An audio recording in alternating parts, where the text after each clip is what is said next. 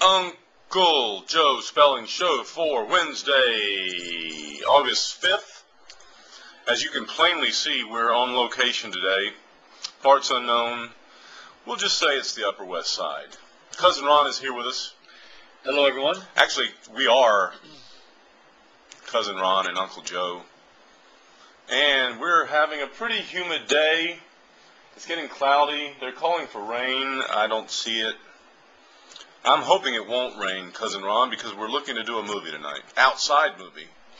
Well, you know, these are one of the things that New York and urban cities, and maybe the whole country, I don't know, that's nice. You know, you live in a concrete jungle, so, you know, the days of drive-in movies are over.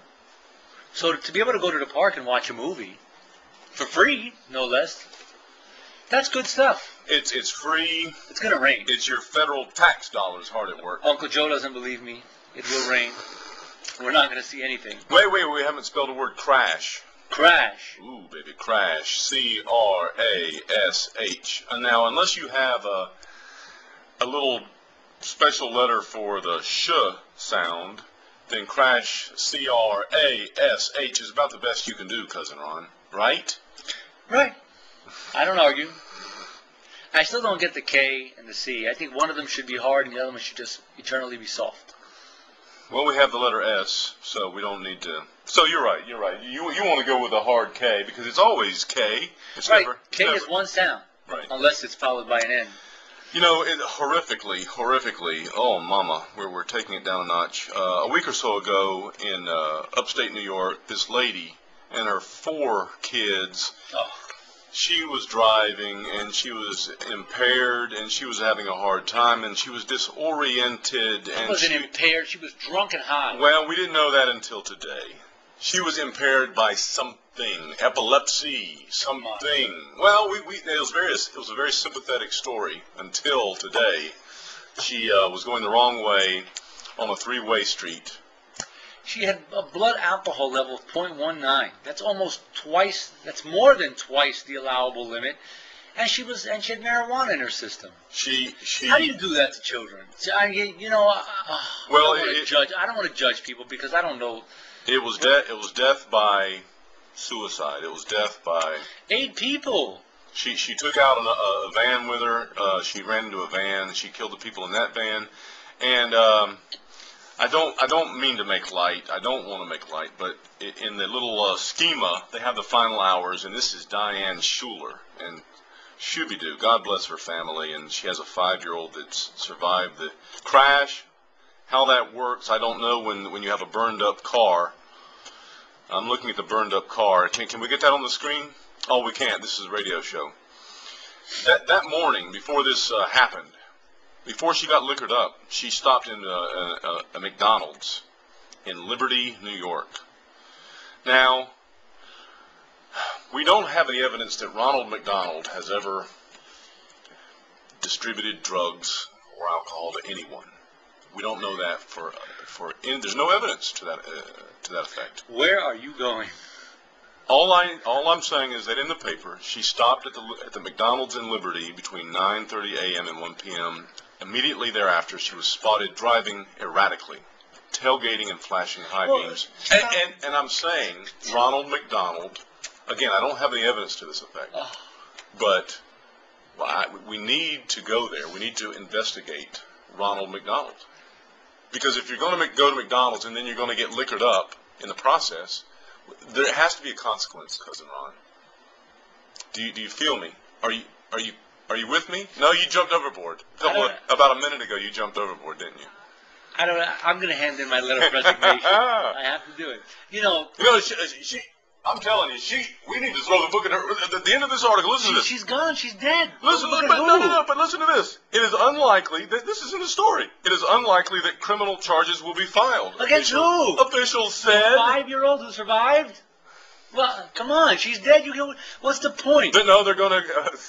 You know, they have this thing in the law. Seriously, where they clear your name, you know, post-mortem, or they charge you post-mortem to either give you the shame and the guilt, or to, you know, a la, you know, famous people being found dead and their families don't want them to go out that way, so they fight to have it ruled, an accidental suicide versus an intentional suicide. Oh, what's the point, Cousin Ron? I mean, what is the point? What is your point? The point is to even write that no criminal charge. Well, no kidding, no criminal. Everybody's dead.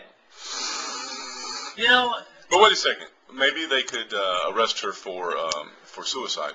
Suicide is against the law. I know, and I think they need to arrest her. But no one ever gets charged with attempted suicide. They just get put into a mental institution or some type of psychiatric care, and hopefully they'll get better. They need to juice her up. Speaking of juice, today we could not find our Jamba Juice. We went out and ventured outside into the humid New York City air. We could not find Jamba Juice to save our neck. There is no Jamba Juice in Lower Manhattan. We printed out a coupon. There used to be one. We wasted ink, Cousin Ron. I'm tired of waste. I'm tired of hearing about waste. Well, speaking of waste, Cousin Ron, tomorrow you're going to waste some time in your New Jersey real estate venture. Tell our millions of listeners about your New Jersey real estate venture. We have a very generous donor at the Macaulay Mission who wants to buy us a transition house. He wants to buy a regular house and make it into a transition house, so when guys graduate from our program, they can go and live in the house, be outside of the mission, outside of that atmosphere, start the transition process, and find a job and have a place to stay in the meantime that doesn't keep them perhaps in the same mind frame, as they were. When you graduate college, you have to leave. They don't let you stay there, and so I think it would be a good thing. So I'm going to go look at a couple of houses tomorrow in good old Jersey City and see if we could find one that's to our liking and affordable. And so all this investigative activity that you're doing is all in Jersey City? Yes, because it's close to the city and it's affordable. We can't buy anything in New York. And is it close to a subway stop or a train stop or whatever you want to call it? It's close to a bus stop, which will lead you right to the PATH train. Right. So, or you could even walk to the PATH train from one of the houses if you want to spend 15 minutes. But Cousin Ron, if you have a bum knee, how can you walk to... You suck it up. Wait, no, but President Bush has a bum knee. If he's living at this transition housing, if he happens to fall off the deep end again, like he did 10, 15, 20 years ago. President Bush was spotted limping. He said he's okay, and I think Obama put a hit on him. Or Hillary Clinton. One of the two. No. Bill Clinton was busy. Bill Clinton went to Korea. He's the savior of the king. Well, listen, he got our two journalists out of there. You and I both know that deal was made before he went there. You pointed that out today, and you're absolutely correct. I'm so smart. However, it's... In a way, it's a little stab or jab, you could say, at President Obama. Because Bill has to go over there, whereas what happened to the magic of Jesse Jackson? He could have given a speech, and the jail cells could have flown open, and they could have just been set free. But Slick Willie had to get on a plane and go over there. That's a good point. And so I think, whatever his name is, Kim Jong, whatever, I don't know. Mentally ill. That guy's crazy. But I think he did it this way as a subtle, because he wasn't firing nuclear weapons around when Bush was in office. Right. The second Obama took office, he was firing away. Uncle Joe's Spelling Show, you gave us 8 minutes. We gave you 8. Let's go see Tropic Thunder right now. I want 8 more. Peace out. I'll see you tomorrow. Peace out. Goodbye. Bye. Goodbye.